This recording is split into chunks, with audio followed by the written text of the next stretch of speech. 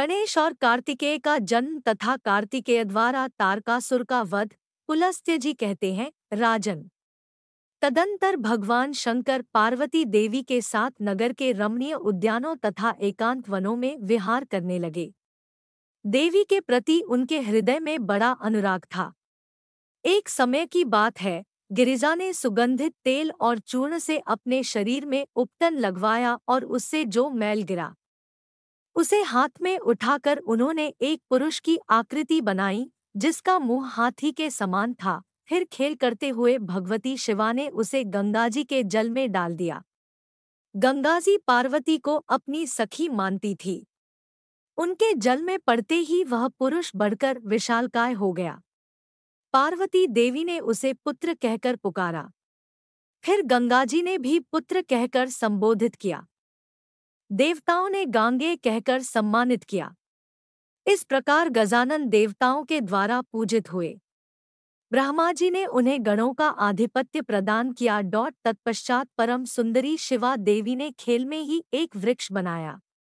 उससे अशोक का मनोहर अंकुर फूट निकला।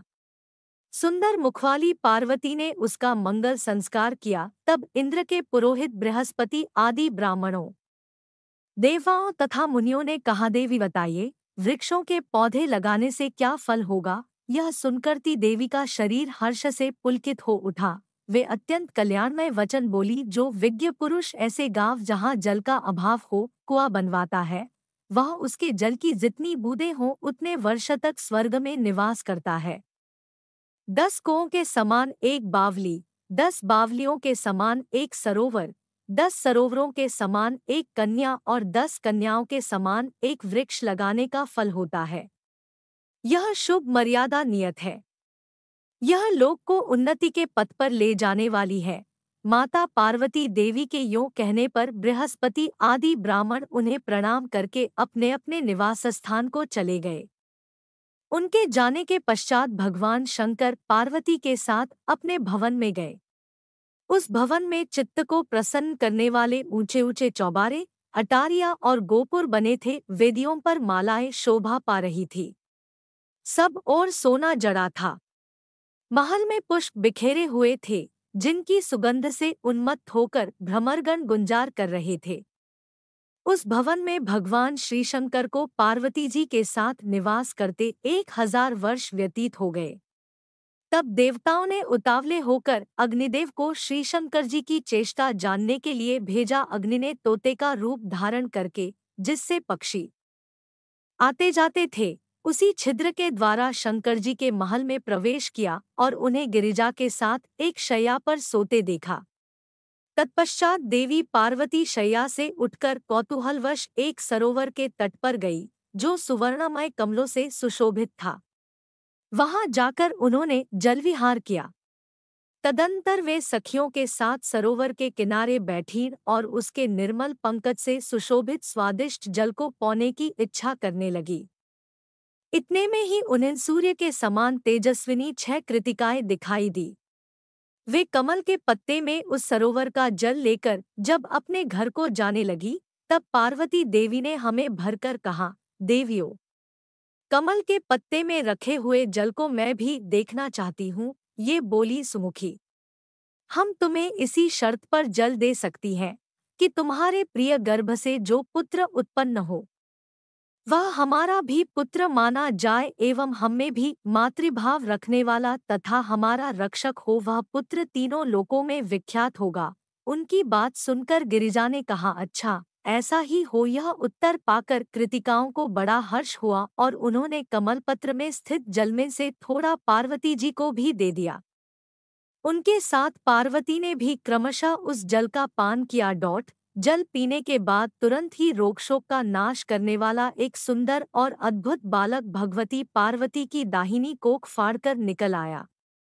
उसका शरीर सूर्य की किरणों के समान प्रकाशपुंज से व्याप्त था। उसने अपने हाथ में तीक्ष्ण शक्ति, शूल और अंकुश धारण कर रखे थे। वह अग्नि के समान तेजस्वी और सुवर्ण के समान गोरे रंग का बालक कुत्सित दैत्यों को मारने के लिए प्रकट हुआ था, इसलिए उसका नाम कुमार हुआ। वह कृत्तिका के दिए हुए जल से शाखाओं सहित प्रकट हुआ था। वे कल्याणमयी शाखाएं छह मुखों के रूप में विस्तृत थी। इन्हीं सब कारणों से वह तीनों लोकों में विशाख, षणमुख, स्कंद, षडानन और कार्तिकेय आदि नामों से विख्यात हुआ। ब्रह्मा, श्री विष्णु, इंद्र और सूर्य आदि समस्त देवताओं ने चंदन, माला, सुंदर धूप, खिलौने, छत्र, चंवर, भूषण और अंगराग आदि के द्वारा कुमार षडानन को सावधानी के साथ विधिपूर्वक सेनापति के पद पर अभिषिक्त किया। भगवान श्री विष्णु ने सब तरह के आयुध प्रदान किए। धनाध्यक्ष कुबेर ने 10 लाख यक्षों की सेना दी। अग्नि ने तेज और वायु ने वाहन अर्पित किए। इस प्रकार देवताओं ने प्रसन्न चित्त से सूर्य के समान तेजस्वी स्कंद को अनंत पदार्थ दिए।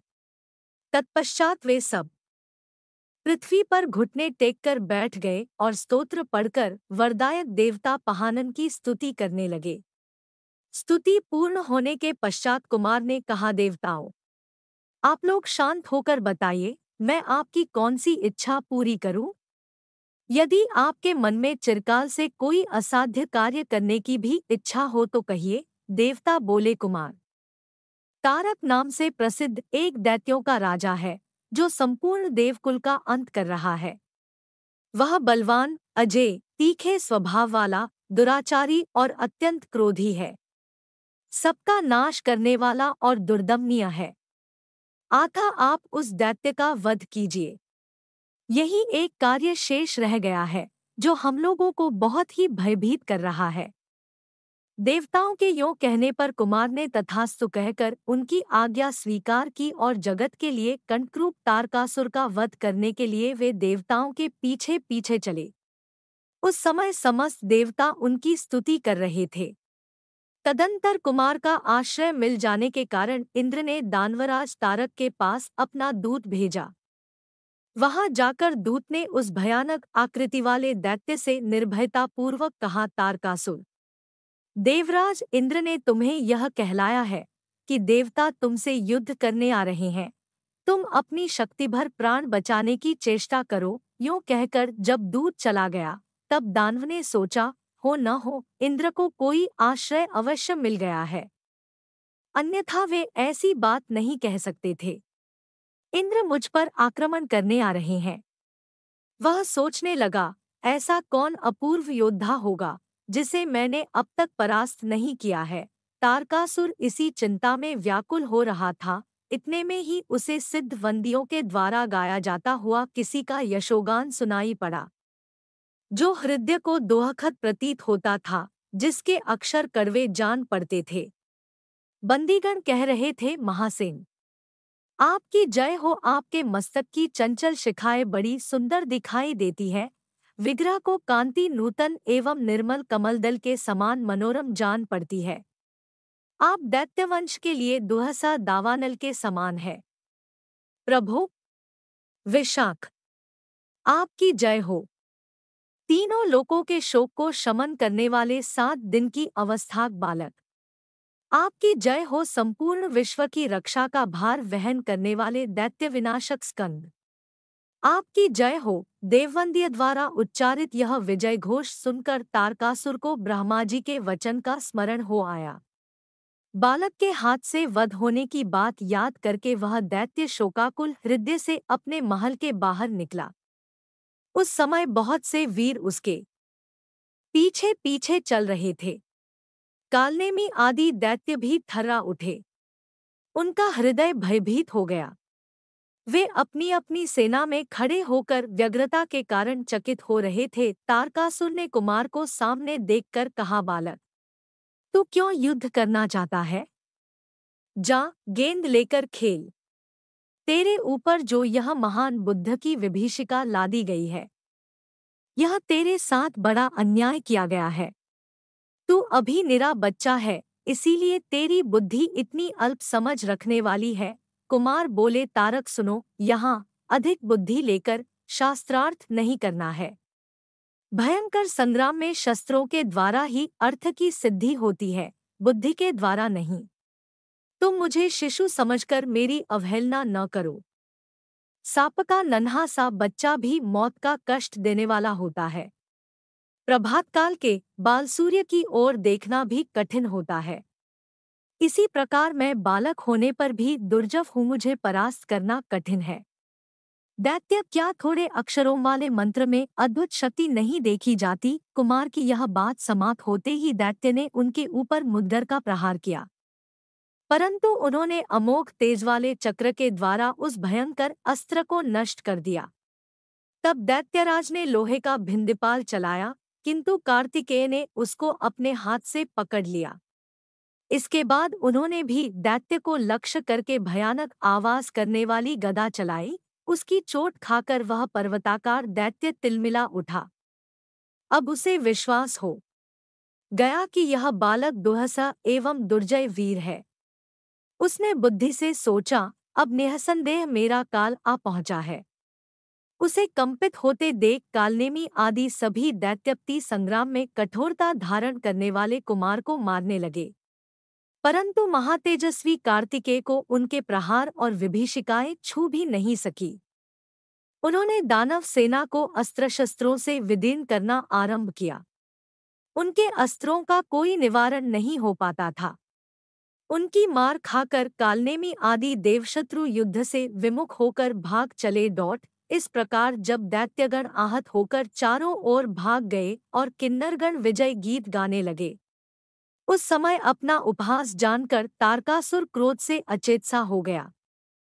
उसने तपाए हुए सोने की कांति से सुशोभित गदा लेकर कुमार पर प्रहार किया और विचित्र बाणों से मारकर उनके वाहन मयूर को युद्ध से भगा दिया।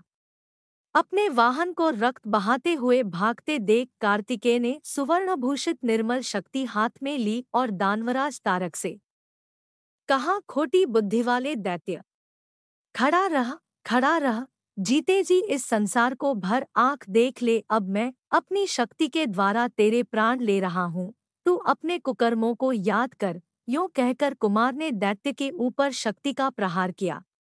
कुमार की भुजा से छूटी हुई वह शक्ति केयूर की खनखनाहट के साथ चली और दैत्य की छाती में, जो वज्र तथा गिरिराज के समान कठोर थी, जा लगी। उसने तारकासुर के हृदय को चीर डाला और वह दैत्य निष्प्राण होकर प्रलयकालीन पर्वत के समान धरती पर गिर पड़ा। दानवों के धुरंधर वीर दैत्यराज तारक के मारे जाने पर सबका दुख दूर हो गया। देवता लोग कार्तिकेय जी की स्तुति करते हुए क्रीड़ा में मग्न हो गए। उनके मुख पर मुस्कान छा गई। वे अपनी मानसिक चिंता का परित्याग करके हर्षपूर्वक अपने अपने लोक में गए। सबने कार्तिकेय जी को वरदान दिए डॉट। देवता बोले, जो परम बुद्धिमान मनुष्य कार्तिकेय जी से संबंध रखने वाली इस कथा को पढ़ेगा, सुनेगा अथवा सुनाएगा, वह यशस्वी होगा। उसकी आयु बढ़ेगी। वह सौभाग्यशाली, श्री संपन्ना, कांतिमान, सुंदर, समस्त प्राणियों से निर्भय तथा सब दोहखों से मुक्त होगा।